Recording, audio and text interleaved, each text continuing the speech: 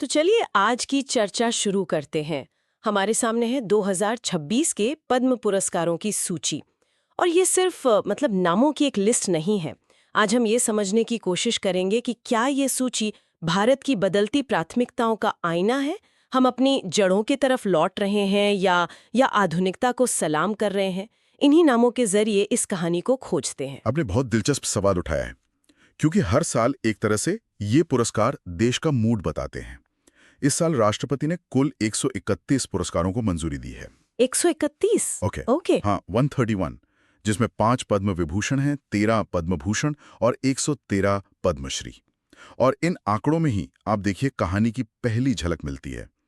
इस बार 19 महिलाएं हैं, 6 विदेशी या एनआरआई और 16 लोगों को ये सम्मान मरणोपरांत दिया गया है। 16 लोगों को। हाँ, ये जो विविधता है ना, यही बताती है कि कहानी काफी परतदार होने वाली है। तो फिर चलिए सबसे ऊपरी परत से ही शुरू करते हैं। पद्म विभूषण, जो असाधारण और विशिष्ट सेवा के लिए दिया जाता है।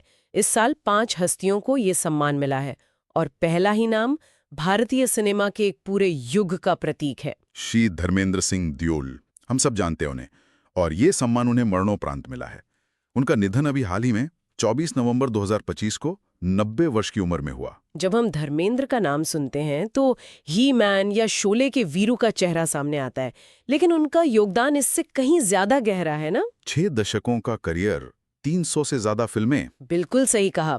यह सम्मान सिर्फ एक सुपरस्टार को नहीं बल्कि उस पॉपुलर कल्चर के स्तंभ को है जिसने छोटे शहरों से लेकर महानगरों तक हर किसी को जोड़ा। वो एक साथ एक्शन हीरो भी थे और रोमांटिक हीरो भी। उनका सम्मान ये दिखाता है कि जो मुख्य धारा का सिनेमा है, जो करोड़ों लोगों की जिंदगी का हिस्सा है, वो भी अब हमारी राष्ट्रीय विरासत का एक गंभीर हिस्सा माना जा रहा है। जाना जाता है। एक जज का लेखक बनना, ये उनके व्यक्तित्व के बारे में क्या बताता है? ये बताता है कि उनका सरोकार सिर्फ कानून की किताबों तक सीमित नहीं था, समाज से भी था। देखिए, एक जज के तौर पर उन्होंने राजीव गांधी हत्याकांड जैसे बेहद संवेदनशील मामले की बेंच की अध्यक्षता की। देश की नजरें उन पर थीं। लेकिन एक लेखक के तौर पर उन्होंने अपने अनुभव आने वाली पीढ़ी के साथ साझा किए। तो ये सम्मान एक ऐसे व्यक्ति को है जिसका प्रभाव कोर्टरूम के अंदर भी था और बाहर भी। अब कला की दुनिया से एक ऐसा नाम है जिसके बारे में शायद बहुतों ने न सुना हो, लेकिन उनका काम अद्भुत है। Doctor N Rajam. उन्हें सिंगिंग वायलिन की जननी कहा जाता है। उन्होंने वायलिन पर गायकी अंकुल लोकप्रिय बनाया। इसका क्या मतलब है? इसका मतलब बहुत क्रांतिकारी है। देखिए, गायकी अंग का मतलब है वायलिन को इस तरह बजाना मानो वायलिन कोई वाद्य यंत्र नहीं, बल्कि इंसान का गला हो जो गा रहा है, जिसमें हर उतार चढ़ाव, हर भावना, हर सांस महसूस होती है। अच्छा। ये एक पश्चिमी वाद्य यंत्र लेकर उसे पूरी तरह भारतीय आत्मा देने जैसा है। ये परंपरा में रहकर किया गया एक बहुत बड़ा नवाचार है। और उन्होंने 40 साल तक बनारस हिंदू विश्वविद्यालय में संगीत सिखाया भी। तो उन्होंने कला को बनाया भी और उसे आगे भी बढ़ाया। इस सूची में केरल से 2 और बड़े नाम हैं, श्री पी नारायण और श्री वी.एस. अच्युतानंदन।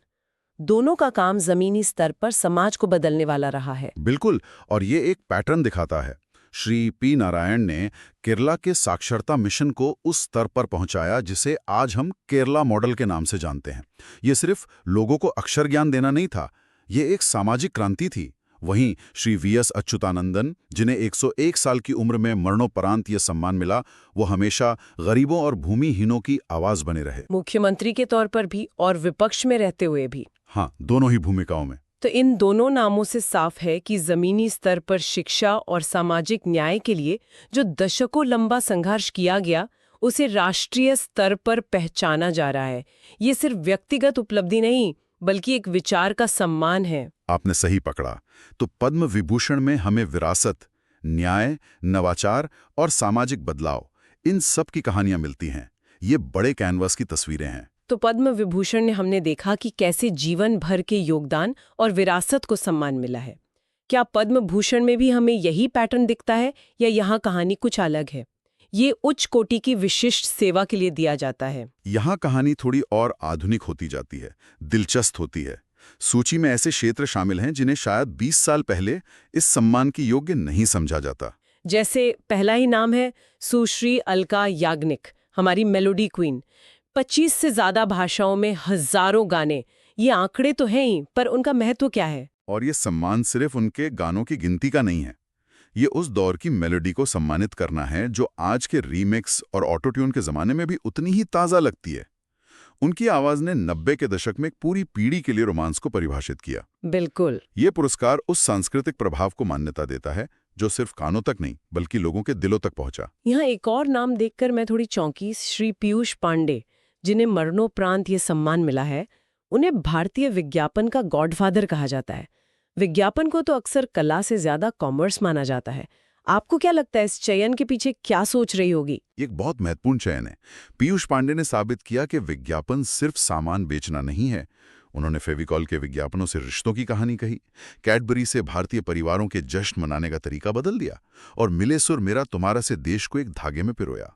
ये इस बात की स्वीकृति है कि विज्ञापन अब हमारे समाज की कहानी कहने का एक शक्तिशाली माध्यम बन गया है। मतलब आधुनिक भारत की लोक कथाएं लिखने जैसा। हाँ, बिल्कुल। और इसी आधुनिक भारत की तस्वीर को पूरा करते हैं दो और नाम, व्यापार से श्री उदय कोटक और चिकित्सा से डॉक्टर नौरी दत्तात्रेयडू। हाँ, ये दोनों नाम भारत की वैश्विक पहुंच को दर्शाते हैं।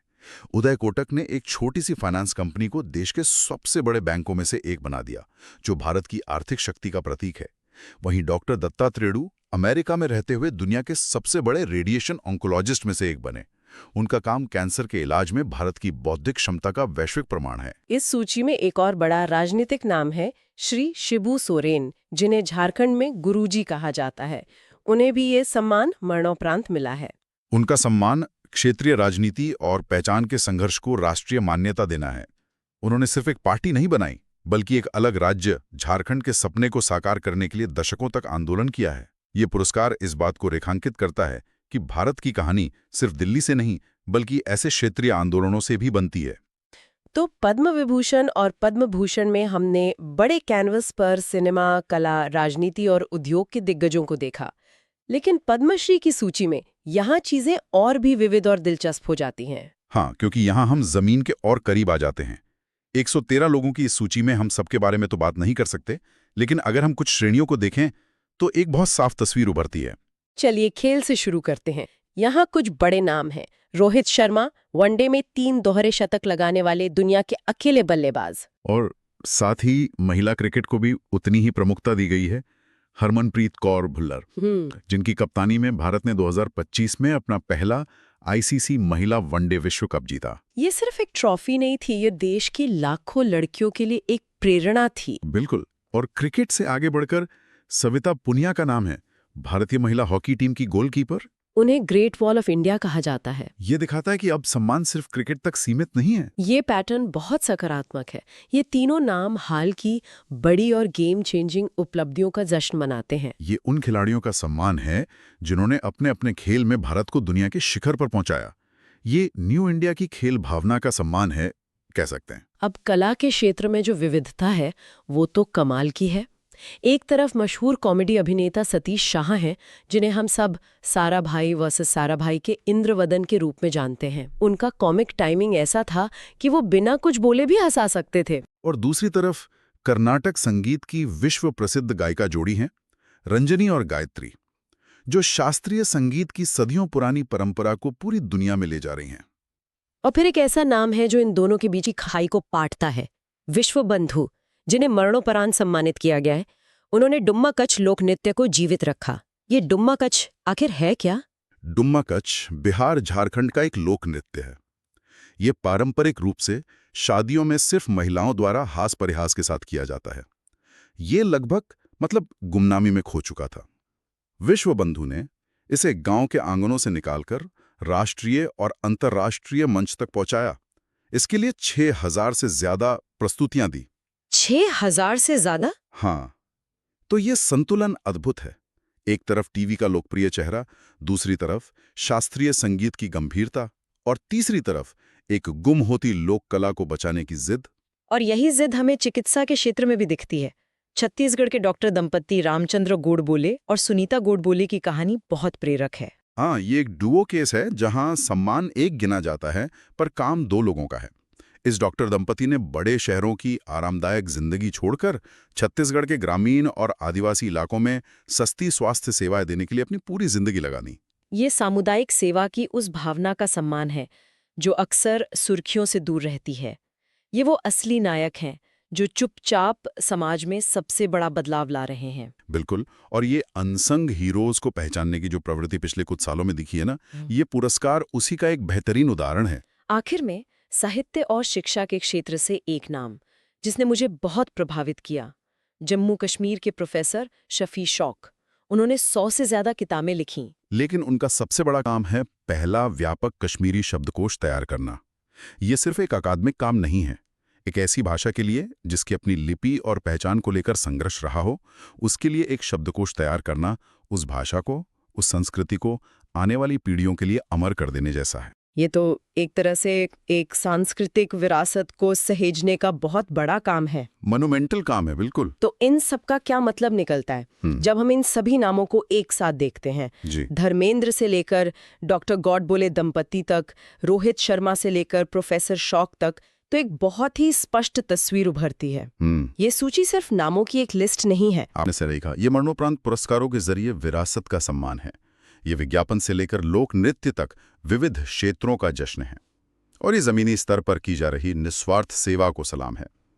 यह सूची दिखाती है कि सम्मान अब सिर्फ दिल्ली या मुंबई जैसे महानगरों तक सीमित नहीं है, बल्कि छत्तीसगढ़ के गांवों से लेकर जम्मू कश्मीर की वादियों तक पहुंच रहा है। तो अगर हम अपने शुरुआती सवाल पर लौटें कि ये पुरस्कार हमें 2026 के भारत के बारे में क्या बताते हैं? अगर हम इसे बड़े परिप्रेक्ष्य में देखें तो ये एक ऐसे भारत की कहानी कहते हैं जो अपनी जड़ों को भी सहेजना चाहता है और भविष्य की ओर भी देख रहा है। एक तरफ डॉक्टर राजम और प्रोफेसर शौक हैं जो परंपरा और भाषा को बचा रहे हैं, तो दूसरी तरफ पीयूष पांडे और उदय कोटक हैं जो आधुनिक भारत की इबारत लिख रहे हैं।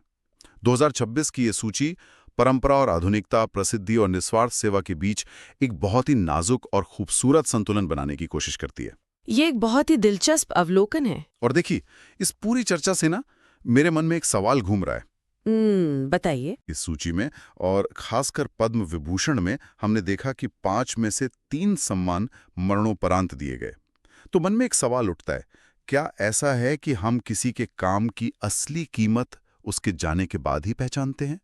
और जब किसी राष्ट्र के सर्वोच्च सम्मान उन लोगों को दिए जाते हैं जो उन्हें ग्रहण करने के लिए हमारे बीच मौजूद नहीं है, तो यह हमारी स्मृति और सम्मान देने की प्रक्रिया के बारे में क्या कहता है?